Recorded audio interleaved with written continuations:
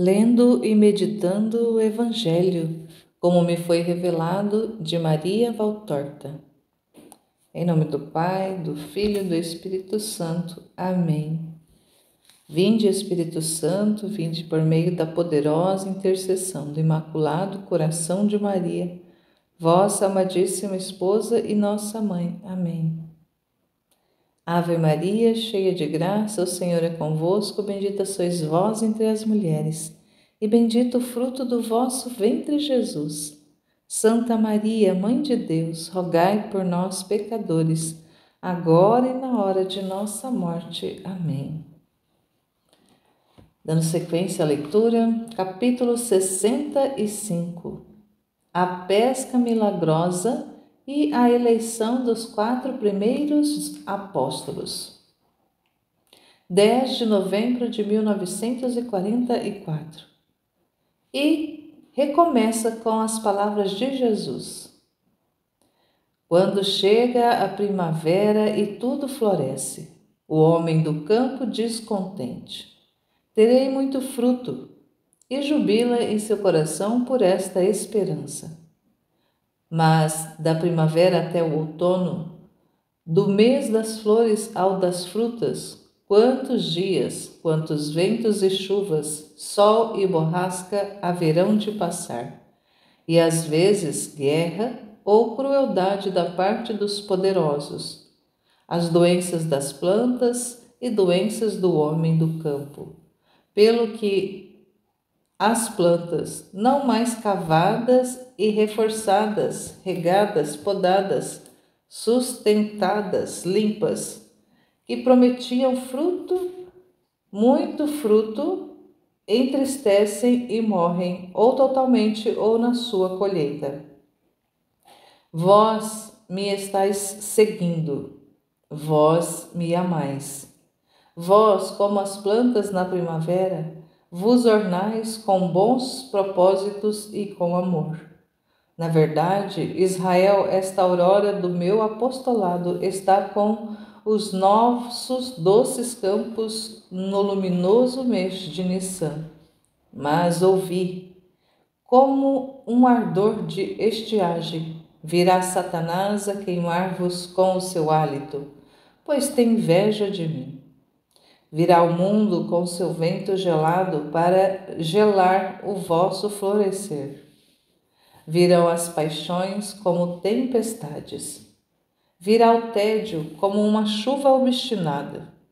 Todos os inimigos meus e vossos virão para esterilizar tudo o que deveria vir desta vossa santa inclinação de florescer em Deus.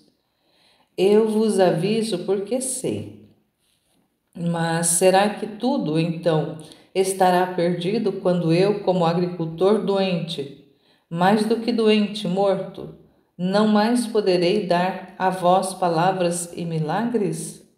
Não, eu semeio e cultivo, enquanto for o tempo. Depois sobre vós descerá e amadurecerá, se tornardes os necessários cuidados. Olhai para aquela figueira da casa de Simão, filho de Jonas. Quem a plantou não encontrou o ponto certo e propício. Plantada junto ao úmido muro do norte, já teria morrido se não tivesse por si mesma tratado de se defender para viver. E procurou sol e luz.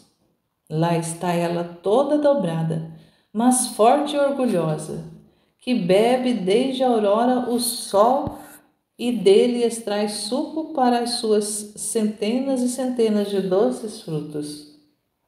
Defendeu-se sozinha, disse: o agricultor me quis para dar alegria e alimento ao homem. Eu quero que a sua vontade tenha a minha por companheira. Uma figueira, uma planta que não fala, uma planta sem alma. E vós, filhos de Deus, filhos do homem, seríeis menos do que uma planta? Tomai bom cuidado para dar frutos de vida eterna. Eu vos cultivo e por fim vos darei um suco, o mais poderoso que existe. Não deixeis, não deixeis que Satanás ria sobre as ruínas do meu trabalho, do meu sacrifício e da vossa alma. Procurai a paz, procurai o sol, procurai a força, procurai a vida. Eu sou a vida, força, luz, sol, de quem me ama. Aqui estou para levar-vos para o lugar de onde vim. Aqui falo para chamar-vos todos e mostrar-vos a lei dos 10 mandamentos que dão a vida eterna. Com conselho de amor eu vos digo: amai a Deus e ao próximo. É a primeira condição para se realizar todos os outros bens. O mais santo dos 10 mandamentos: amai. Aqueles que amarem em Deus, a Deus e ao próximo, pelo Senhor Deus, terão na terra e no céu a paz como sua morada e sua coroa. O povo com custo afasta-se, depois da bênção de Jesus. Não há doentes nem pobres. Jesus diz a Simão: chama também os outros 2. Vamos para o lado, lançar a rede. Mestre, eu estou com os braços cansados por ter lançado e levantado a rede a noite inteira e por nada. Os peixes estão nas profundezas e quem sabe onde. Faz o que te digo, Pedro, e escuta sempre a quem te ama. Farei o que me estás dizendo em respeito à tua palavra. E chama em voz alta os empregados e também Tiago e João. Vamos sair para a pesca. O mestre assim quer. E enquanto eles vão se afastando, diz a Jesus: porém, mestre, te asseguro de que esta hora não é propícia. A esta hora, quem sabe onde é que os peixes estão descansando? Jesus, sentado à proa, sorri e cala-se. Fazem um arco de círculo sobre o lago e depois lançam a rede. Poucos minutos de espera. Depois o barco começa a receber uns solavancos estranhos, dado que ao lado está liso como se fosse de vidro, fundido sobre o sol alto. Mas isto é peixe, mestre, diz Pedro com os olhos arregalados. Jesus sorri e cala-se. Isso a rede, ordena Pedro aos empregados. Mas o barco inclina-se para o lado da rede. Tiago, João, depressa, vinde, com os remos, depressa. Eles correm e os esforços dos 2 grupos conseguem içar a rede sem estragar os peixes. Os barcos se aproximam, estão até juntos. 1 cesto, 2, 5, 10. Estão todos cheios e ainda há muitos peixes saltitantes na rede. Prata e bronze vivos que se movem para fugir da morte. Então não há senão um remédio: despejar o resto no fundo dos barcos. Então, e o fazem, e o fundo é toda uma agitação de vidas em agonia. Os pescadores estão no meio desta abundância que lhes ultrapassam os tornozelos e os barcos afundam até da linha de imersão por causa do peso excessivo. Para a terra, vira, força, põe a vela. Cuidado com o fundo. Varas prontas para amortecer o choque. O peso é demais. Enquanto dura a manobra, Pedro não reflete, mas quando chega à terra ele o faz e compreende, por isso fica perturbado. Mestre, Senhor, afasta-te de mim, eu sou um homem pecador, não sou digno de estar perto de ti. Ele está de joelhos sobre o úmido leito do rio. Olha para Jesus e ele sorri. Levanta-te, segue-me, eu não te deixo mais. De agora em diante serás pescador de homens e contigo estes teus companheiros. Não temas nada mais, eu vos chamo, vinde. Já, Senhor. Vós ocupai-vos dos barcos, levai tudo para Zebedeu e para o meu cunhado. Vamos! Todos por ti, Jesus. Bendito seja o Eterno por esta escolha. E a visão termina. Vemos aqui essa visão da primeira pesca milagrosa, aqui a escolha dos primeiros apóstolos, embora pensemos, nossa, nós vimos nas narrações anteriores que o Senhor já estava junto, já tinha contato, já estava ali com Pedro, com Tiago, com André, com João, já havia até tido contato com outros dos que serão apóstolos. Por que que agora que ele vai escolher? Porque ele estava tendo ainda aquele relacionamento inicial com eles. Até o Senhor já havia falado anteriormente para Pedro que, por enquanto, era para ele aguardar, que eles queriam já seguir Jesus de imediato, mas ele pediu para eles aguardarem um pouco mais. Inclusive, o próprio Judas Iscariotes, um pouco mais nas narrações anteriores, ele já teve um primeiro contato com Jesus e Jesus pediu para ele ir, para ele pensar bem. Porque é uma escolha que é da parte de Jesus, mas é uma adesão também que a alma faz.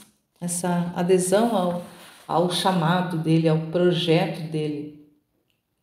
E Jesus deu esse tempo para ele. E assim nós podemos pensar que também para nós não é diferente. Muitas vezes o Senhor vai nos enamorando, vai se aproxima de nós e vai ali nos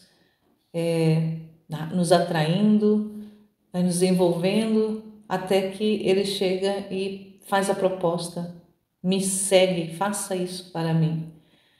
Nos dá uma missão, nos dá uma vocação específica, ou uma missão realmente específica, nos envia, nos chama e nos envia.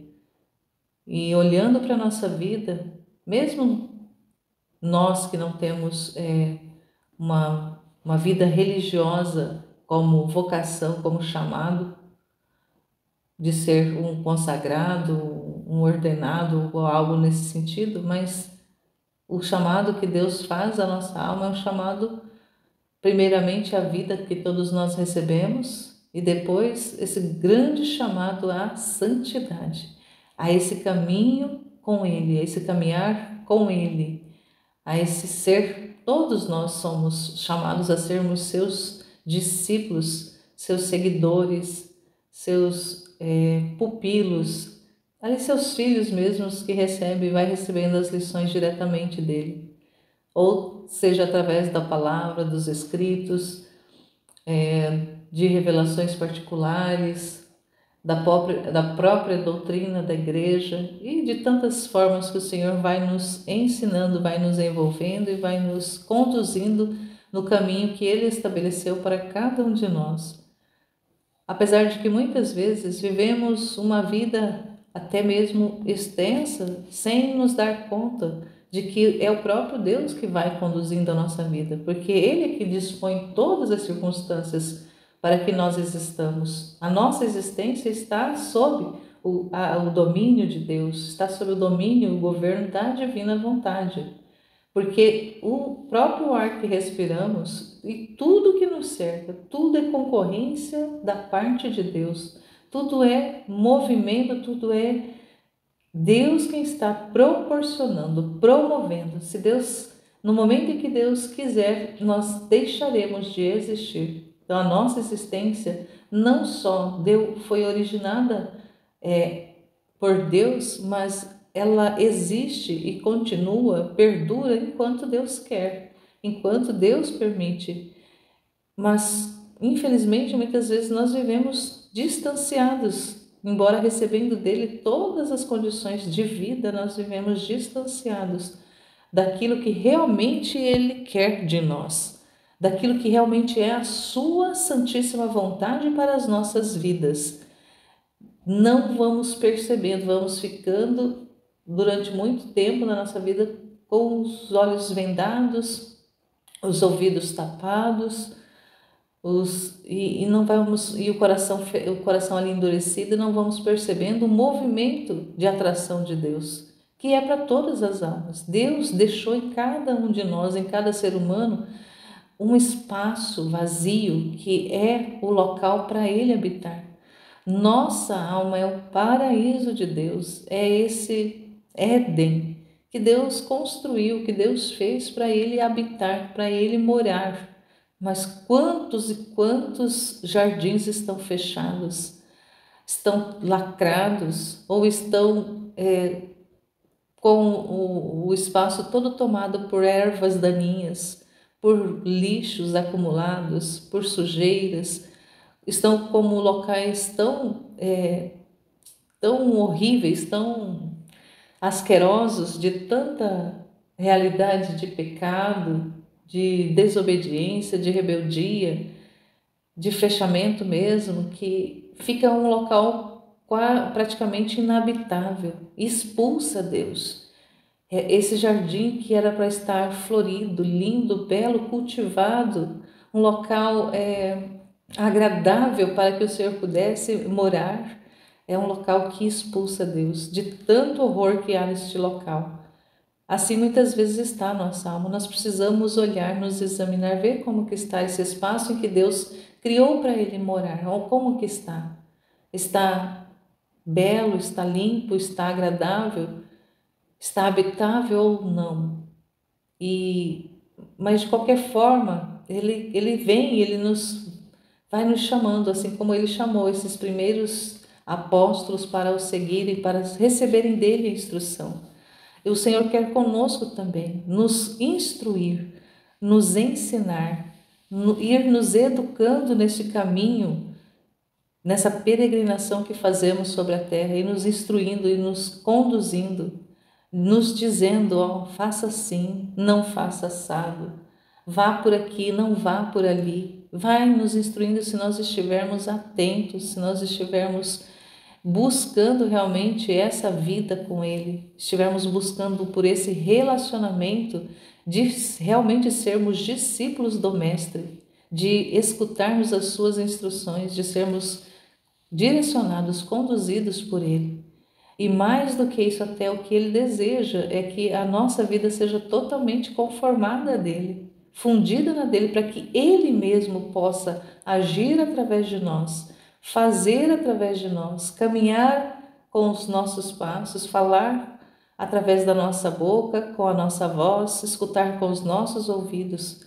Mais do que ser alguém que vai nos instruir para que nós façamos, Ele quer fazer através de nós. Essa é a disponibilidade que o Senhor quer conosco. Que assim nós possamos irmos nos dispondo, nos colocando à escuta para ouvir Deus, para compreender o que Ele está nos dizendo, nos abrindo para esse relacionamento, para que esse relacionamento vá se estreitando a ponto de chegar a ser apenas uma realidade. O que o Senhor diz na palavra quando Ele falava que Ele e o Pai eram uma realidade só, somos um, e que Ele quer que nós também sejamos com Ele um. É esse o objetivo, o projeto, o sonho de Deus para nós, que sejamos um com Ele. E nós precisamos estar atentos aos movimentos que Ele tem para ir nos levando a essa vida, a essa realidade que Ele quer para conosco. E no capítulo 66, Judas de Queriote no Getsemane torna-se discípulo. 28 de dezembro de 1944, 12 horas. Pela tarde vejo Jesus, debaixo das oliveiras. Ele está sentado sobre uma saliência do terreno em sua posição habitual, com os cotovelos apoiados nos joelhos, os antebraços para a frente e as mãos juntas. Cai a tarde, a luz diminui sempre mais no basto olival. Jesus está sozinho. Ele tirou o manto como se sentisse calor. e sua veste branca põe uma nota clara do verde do lugar que o crepúsculo já vai tornando muito escuro. Um homem desce por entre as oliveiras. Parece estar procurando alguma coisa ou alguém. É alto, vestido com uma roupa de cor alegre, um amarelo rosado, que torna mais vistoso o grande manto, todo de franjas ondulantes. Não o vejo bem no rosto, porque a pouca luz e a distância não me permitem, e também porque ele tem uma ponta do manto caído sobre o rosto. Quando vê Jesus, faz um gesto como para dizer: lá está ele, e apressa o passo. A poucos metros de distância saúda-o. Salve, mestre!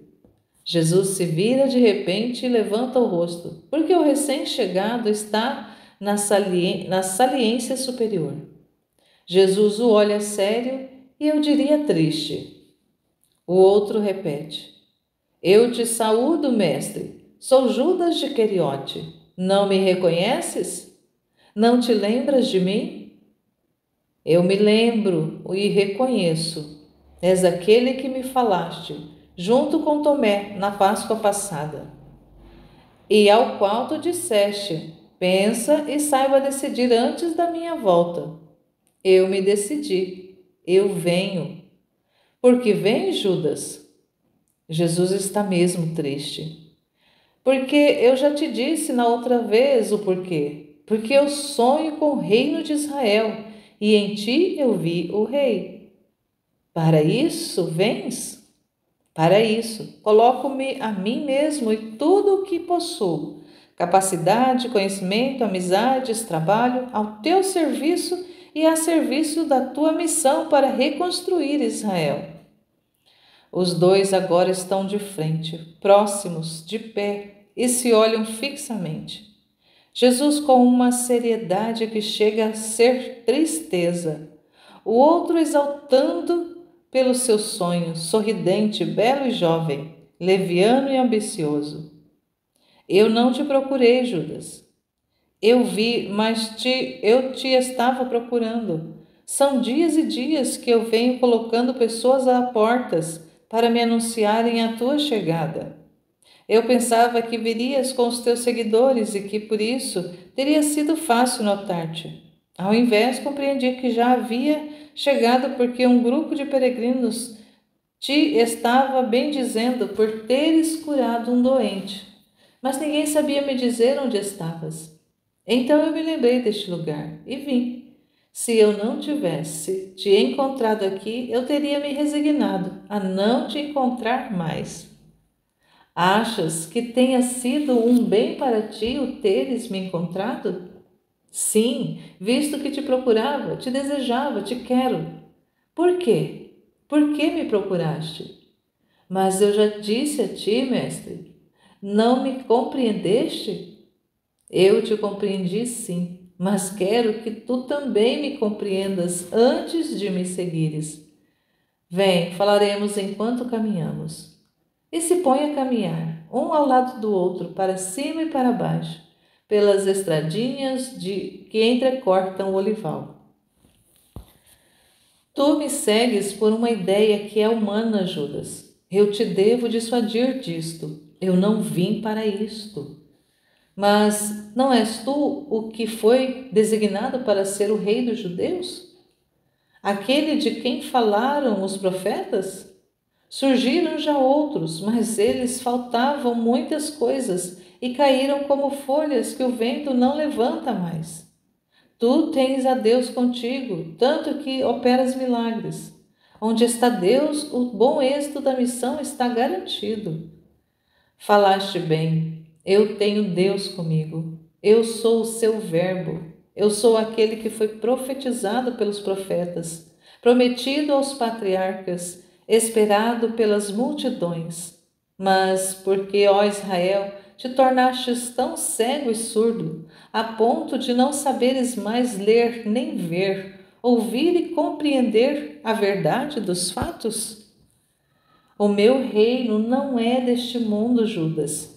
Dissuade-te disso. A Israel eu venho trazer a luz e a glória, mas não a luz e a glória da terra. Eu venho para chamar os justos de Israel ao reino, porque é de Israel e com Israel que há de se formar e vir a planta da vida eterna, cuja linfa será o sangue do Senhor, a planta que se estenderá por toda a terra, até o fim dos séculos. Os meus primeiros seguidores são de Israel, os meus primeiros confessores de Israel, mas também os meus perseguidores são de Israel, também os meus carrascos de Israel, e também o meu traidor de Israel. Não, mestre, isto não acontecerá nunca. Se todos te traírem, eu farei contigo. Ficarei contigo e te defenderei. Tu, Judas? E sobre o que se funda esta tua segurança? Sobre a minha honra de homem. Isso é uma coisa mais frágil do que uma teia de aranha, Judas. É a Deus que devemos pedir a força para sermos honestos e fiéis. O homem faz obras de homem, para fazer obras do Espírito. E seguir o Messias em verdade e justiça significa fazer de espírito. É preciso matar o homem e fazê-lo renascer. És tu capaz disso? Sim, mestre, além disso, nem todo Israel te amará, mas carrascos e traidores ao seu Messias não sairão de Israel. Israel te espera há séculos. Mas eles sairão. Lembra-te dos profetas, as palavras deles e o seu fim. Eu estou destinado a decepcionar a muitos, e tu és um deles. Judas, tu tens à tua frente um manso, um pacífico, um pobre, que pobre quer permanecer. Eu não vim para impor-me e para fazer guerra. Eu não disputo aos fortes e poderosos nenhum reino, nenhum poder. Eu só disputo a Satanás as almas e venho para quebrar as correntes de Satanás com o fogo do meu amor. Eu venho para ensinar misericórdia, sacrifício, humildade, continência. Eu te digo e a todos digo: não tenhais sede de riquezas humanas, mas trabalhai pelas moedas eternas. Desilude-te, Judas, se pensas que sou um triunfador sobre Roma e sobre as castas que imperam. Os Herodes, como os Césares, podem dominar tranquilos enquanto eu falo às multidões. Eu não vim para arrancar cetros de ninguém, e o meu cetro eterno já está pronto. Mas ninguém, que não fosse amor, como eu sou, iria querer empunhá-lo. Vai, Judas, e medita. Estás me rejeitando, mestre? Eu não rejeito ninguém, pois quem rejeita não ama. Mas diz-me, Judas, que nome darias ao ato de alguém que, sabendo-se doente de um mal contagioso, dissesse a um inocente que se aproxima para beber do seu cálice: pensa no que estás fazendo? O nome seria ódio ou amor? Eu diria que é amor, porque não quer que o inocente arruíne sua saúde. Então, dá este nome também ao meu ato. Posso arruinar minha saúde indo contigo? Nunca. Podes arruinar mais do que a saúde, porque pensa bem, Judas. Pouco será imputado a quem se tornar assassino, pensando que está fazendo justiça, e assim pensando porque não conhece a verdade. Mas muito será imputado a quem, tendo-a conhecido, não só não a segue, mas se faz até inimigo dela. Eu não serei esse tal. Toma-me contigo, mestre. Não me podes recusar. Se és o Salvador e vês que eu sou um pecador, uma ovelha desviada, um cego fora do caminho certo, por que é que recusas salvar-me?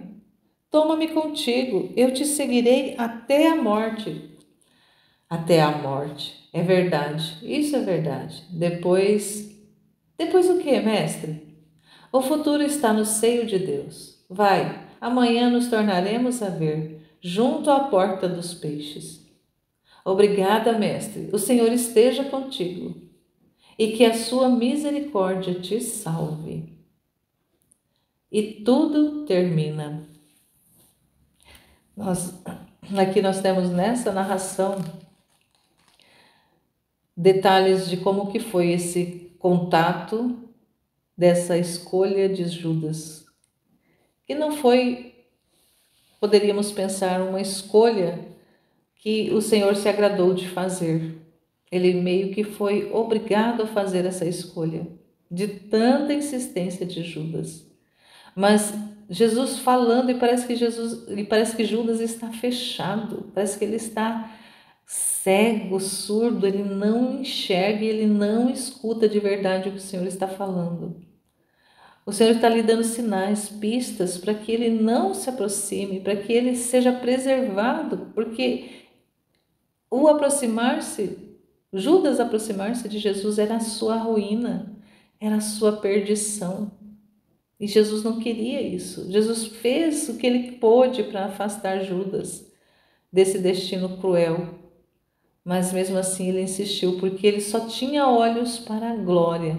Mesmo Jesus falando que o meu reino não é daqui, o meu reino não é, eu não busco glória, eu não busco riqueza, eu não busco o cetro desse mundo, eu não vou destronar nenhum dos reis, esses reis da terra podem dormir sossegados, porque eu não vou destronar ninguém, porque eu não vou reinar neste mundo, o meu reino não é daqui. Mas mesmo assim parece que Judas entra por um ouvido e sai por outro. Não compreende. E Jesus ainda fala, vai, medita no que eu estou te falando, medita. Mas ele está ali irredutível. O objetivo dele era tornar-se um discípulo. O sonho dele era tornar-se ali um servo do rei. Porque ele sempre pensou que Jesus iria fazer esse governo que Jesus estava trazendo era um governo material, era um governo terrestre, era um governo de Deus na terra, mas de forma material. E não é essa. O plano de Deus não é esse. Jesus veio para dar a sua vida e ele não tinha compreendido isso, ele não se abriu para essa verdade. Jesus falava e ele continuava fechado, meu Deus do céu. Nós vamos compreender ao longo dessas narrações, ainda estamos muito no começo, mas nós ainda vamos ver muito, conhecer muito profundamente a pessoa de Judas e o quanto que Jesus fez para que essa alma fosse resgatada, para que essa alma fosse salva. O quanto que Jesus amou Judas, mas mesmo assim, ele não mudou. Ele caminhou com Jesus, mas não mudou. Não se converteu. Ele esteve lado a lado, frente a frente com a verdade, mas não a viu de verdade, não a enxergou de verdade. Ele esteve totalmente fechado o tempo todo, fechado. E uma coisa que o Senhor diz nesse texto aqui é importantíssimo. Tudo aqui nós podemos tomar para nós. Mas algo que o Senhor coloca, e era sempre uma palavra que me causava um certo temor quando eu lembro dela, quando eu a lia, quando eu lembrava dela. Agora já, claro que me causa ainda temor, mas eu confio em Deus, para que, e assim, a gente precisa confiar em Deus, confiar e deixar que Ele realize. E Ele fala assim, podes arruinar mais do que a saúde, porque pensa bem isso. Ele falando aqui fazendo essa analogia de alguém que está doente e preserva alguém de se aproximar para poder não ser contaminado. E ele fala assim, podes arruinar mais do que a saúde, porque pensa bem isso, Judas. Pouco será imputado a quem se tornar assassino, pensando que está fazendo justiça, e assim pensando, porque não conhece a verdade. Mas muito será imputado a quem, tendo-a conhecido, não só não a segue, mas se faz até inimigo dela. Aquela palavra que o Senhor fala: a quem muito foi dado, muito será cobrado. A quem muito foi dado, muito será cobrado. Então, para Judas foi dado muito. O mesmo ensino que o Senhor deu para os outros apóstolos, foi o mesmo ensino que Judas recebeu. A mesma convivência, estava ali lado a lado com Deus, com o próprio Deus encarnado. Ele recebeu muito, muito, muito. Então ele não tinha desculpa. Ele não tinha desculpas. E foi cobrado o preço justo. Foi cobrado o preço justo de Judas. E Jesus tentou de todas as formas dissuadir ele dessa aproximação, porque o Senhor queria preservá-lo dessa culpa, de ter recebido tanto, de ter estar lado a lado, olha só, conhecido a verdade, estado lado a lado com ela, e mesmo conhecido-a, não seguiu-a, e tanto não seguiu a verdade como se fez inimigo da própria verdade. Então, o mal de Judas, mesmo tendo conhecido a verdade, tendo convivido com a verdade, ele traiu a verdade, ele fez-se inimigo da verdade. Então, pode haver peso maior?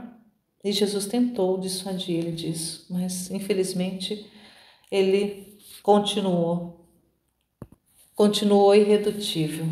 Vamos para frente. Capítulo 67, o milagre das lâminas quebradas à porta dos peixes.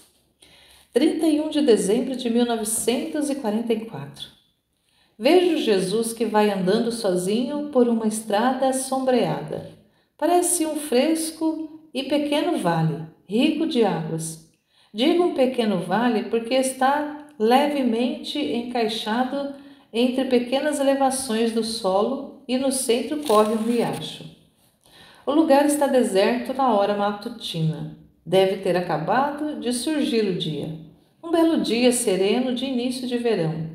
E não se ouve mais nada, exceto o canto dos pássaros entre as árvores e o arrulhar lamentoso das rolas selvagens, que fazem seus ninhos nas fendas do monte sem vegetação, especialmente entre as oliveiras da colina da esquerda, enquanto que a outra, mais despojada, tem arbustos baixos de lentisco, acácias espinhosas, agaves e etc. Também um pequeno rio de águas escassas e limitadas ao centro do álveo. Parece não fazer rumor algum e se vai, refletindo em suas águas o verde circundante, pelo qual parece de esmeralda escura. Jesus atravessa o rio por uma pinguela. É um tronco semi-aplainado, jogado sobre o rio, sem apoio, sem segurança, e prossegue na outra margem. Agora já se veem os muros e as portas, também vendedores de hortaliças e mantimentos que vão se aglomerando às portas, ainda fechadas para entrar na cidade. Ouve-se um grande zurrar de burros e brigas entre eles. Também os seus donos não estão para brincadeira. Insultos e até algumas pancadas voam, não só sobre os lombos dos burros, mas também sobre as cabeças humanas. 2 homens estão numa briga séria, porque o burro de um deles resolveu passar bem, comendo toda uma bonita cesta de alface do burro do outro. Talvez não seja mais do que um pretexto para algum rancor antigo.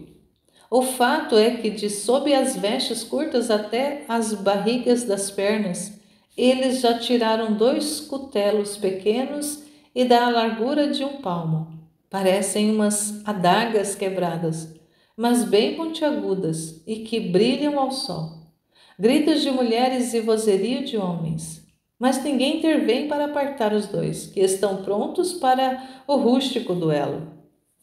Jesus, que procedia pensativo, levanta a cabeça, vê o que está acontecendo e, a passos rápidos, se põe entre os dois.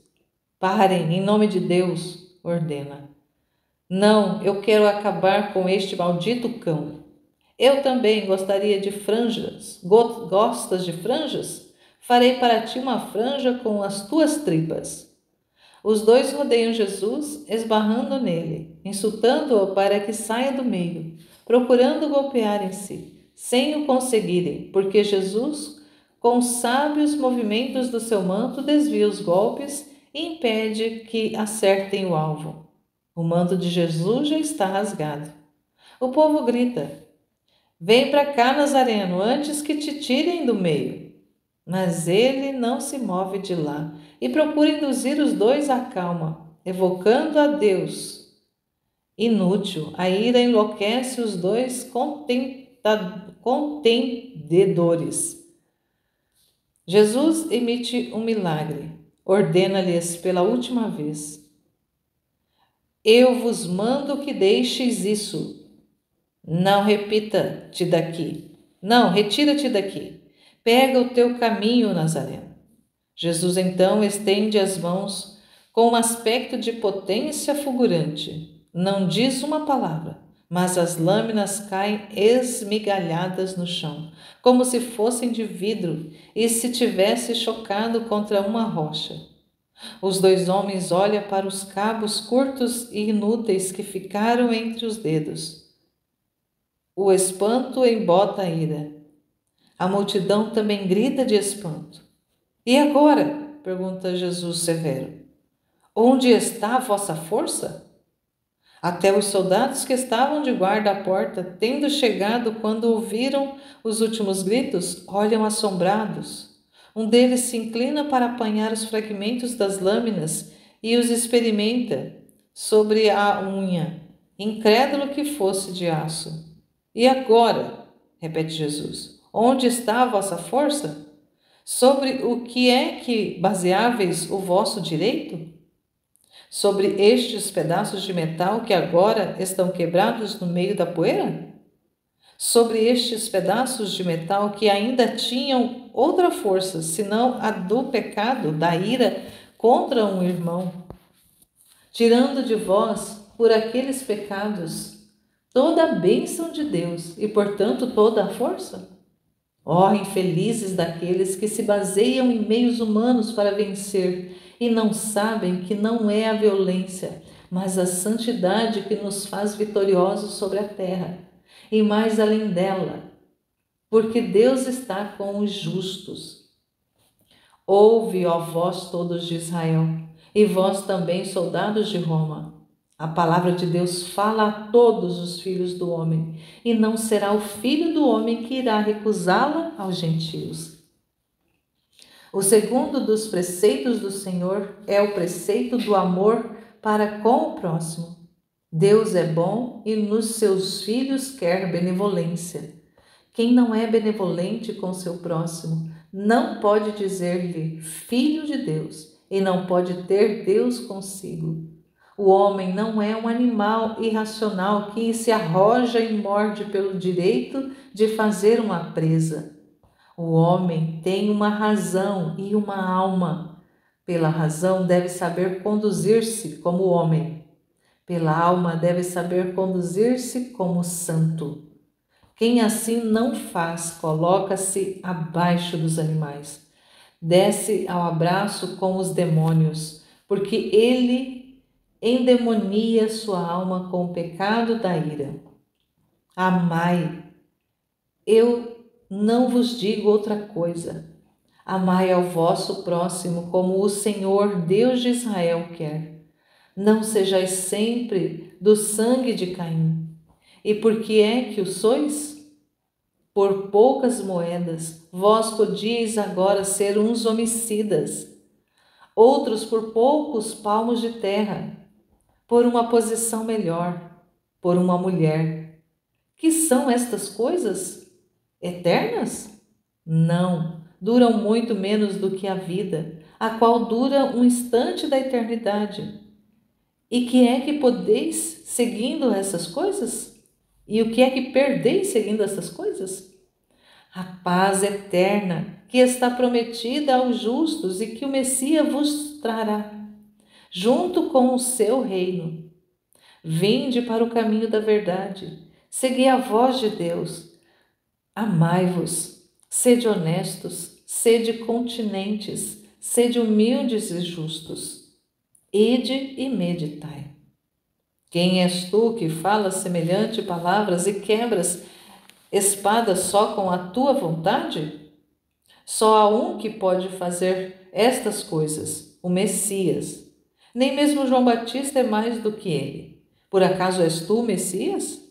Perguntam-lhe uns 3 ou 4. Eu sou. Tu? Tu és aquele que cura os doentes e pregas a Deus pela Galileia? Sou eu. Eu tenho minha velha mãe que está morrendo, salva! E eu, estás vendo, estou perdendo as forças pelas dores que sinto. Tenho filhos ainda pequenos, cura-me. Vai para a tua casa, tua mãe esta tarde te preparará a tua janta. E tu ser curado, eu quero. A multidão dá um grito e depois lhe pergunta: o teu nome, qual o teu nome? Jesus de Nazaré. Jesus, Jesus, hosana, hosana. A multidão está exultante. Os burros podem fazer aquilo que quiserem, que ninguém se preocupa mais. As mães chegam lá do meio da cidade. Compreende-se que a notícia já correu e ergueu seus pequeninos. Jesus abençoa e sorri e procura romper o círculo que o aclama para entrar na cidade e ir aonde quer. Mas a multidão não quer saber disso. Fica conosco, na Judéia, na Judéia. Nós também somos filhos de Abraão, grita. Mestre, Judas corre para Jesus. Mestre, me precedestes. Mas que é que está acontecendo? O rabi fez um milagre. Na Galileia, não. Aqui o queremos conosco. Estás vendo, mestre? Todo Israel te ama. É justo que tu fiques também aqui. Por que te equivocas? Eu não me esquivo.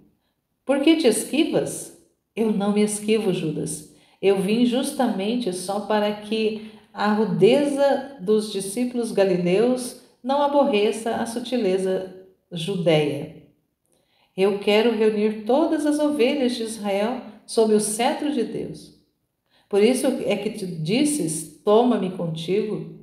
Eu sou judeu e sei como tratar os meus iguais. Ficarás então em Jerusalém? Por poucos dias, para esperar um discípulo que também é judeu. Depois eu irei pela Judéia. Eu irei contigo, eu te acompanharei. Irás ao meu povoado, eu te levarei à minha casa. Irás, mestre? Irei. Do Batista, tu que és judeu e vives perto dos poderosos, não sabes nada? Sei que ele está ainda na prisão, mas que o querem soltar porque a multidão está ameaçando fazer um motim, se não lhe for restituído o seu profeta. Tu o conheces? Eu o conheço. Tu o amas? Que pensas dele? Penso que não houve ninguém mais do que é igual a Elias. Achas que ele é verdadeiramente o precursor? Ele o é. É a estrela da manhã que anuncia o sol. Felizes aqueles que são preparados para o sol, através da sua pregação. João é muito severo. Não é mais para com os outros do que para consigo mesmo. Isso é verdade, mas é difícil segui-lo em sua penitência. Tu és melhor e é fácil amar-te. No entanto, mestre, como ele é odiado por sua austeridade, eu o serei pela minha bondade, porque tanto uma como a outra anunciam a Deus, e Deus é mal visto pelos maus. Mas está escrito que assim seja. Como ele me precede na pregação, assim me precederá na morte. Aí, porém, daqueles assassinos, da penitência e da bondade. Por que, mestre, sempre está esta tristeza de previsões? A multidão te ama, como estás vendo?